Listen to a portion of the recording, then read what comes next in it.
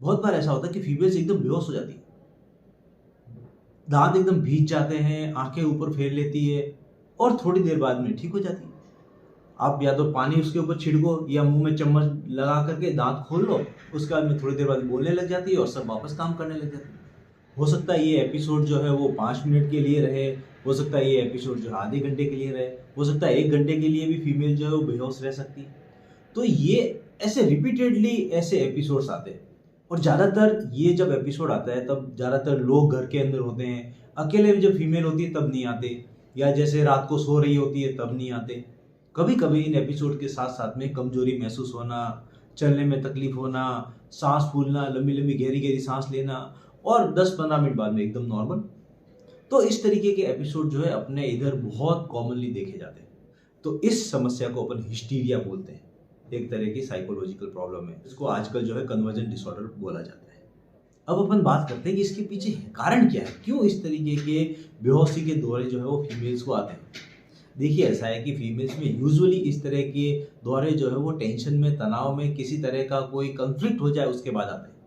जैसे husband wife में कोई बात हो जाए, किसी चीज़ को लेकर के कंफ्लिक्ट डेवलप हो जाए, सास और बहू में किसी तरह चीज़ को लेकर के कंफ्लिक्ट डेवलप हो जाए, किसी चीज़ को लेकर के परेशानी पैदा हो जाए, गर्लफ्रेंड बॉयफ्रेंड में किसी तरह का इशू हो जाए, ब्रेकअप हो जाए, गर्ल्स जो स्कूल जाती है उसमें अगर नंबर कम आ जाए, या किसी तरह का प्रोजेक्ट सबमिट करना हो या फेल हो जाए, या कोई और कारण रहा हो, किसी ने डांट दिया, मैडम ने कुछ कह दिया, तो ऐसा किसी भी तरह का कोई तनाव हो, उसके बाद में इस तरीके के दौरे जो है वो फीमेल्स में यूजुअली आना स्टार्ट हो जाते हैं। कभी कभी इस तरीके के दौरे जो है वो जिम्मेदारियों से बचने के लिए भी आते हैं। जैसे बार बार जैसे घर में मेहमान आए हुए, तो घर में काम कौन करे, तो जो बहू है वो बेहोश हो जाती है।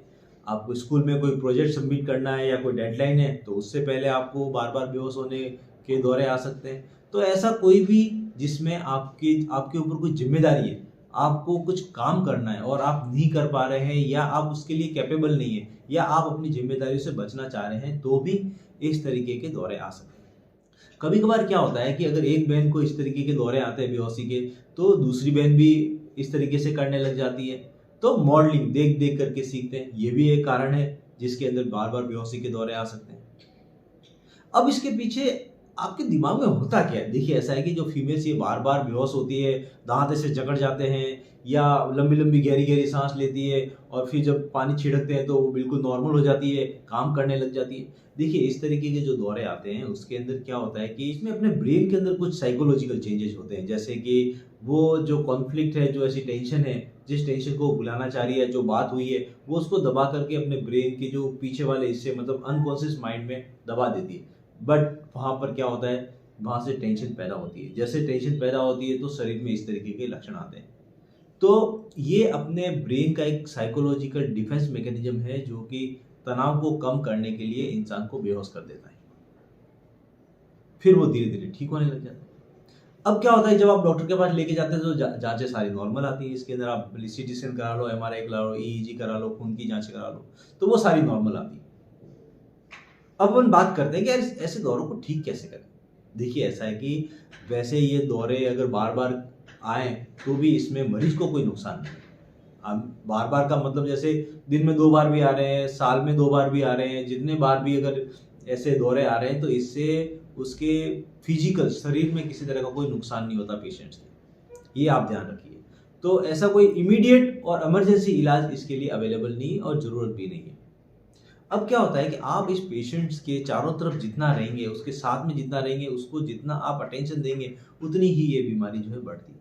आपको क्या करना चाहिए, इस पेशेंट के साथ में ज़्यादा देर तक नहीं रहना चाहिए, उसको अपने हाल पे छोड़ देना चाहिए। तो क्या है कि पेशेंट अपने आप ही धीरे-धीरे नॉर्मल होने की कोशिश करता है और ठीक हो जाता है। तो इस बीमारी में पेशेंट को ज़्यादा तवज्जो नहीं दें, उसको ज़्यादा अटेंशन नहीं दें। यूजुअली ऐसे पेशेंट जो है वो साइकियाट्रिस्ट के पास जाते हैं और साइकियाट्रिस्ट उसके लिए उसकी काउंसलिंग करता है। जो भी तनाव हुआ हो, जो भी कॉन्फ्लिक्ट हुआ, जिस झगड़े की वजह से या जिस ज़िम्मेदारी की वजह से पेशेंट बार-बार बेहोश हो रहा है, तो उसको रिज़ॉल्व करता है।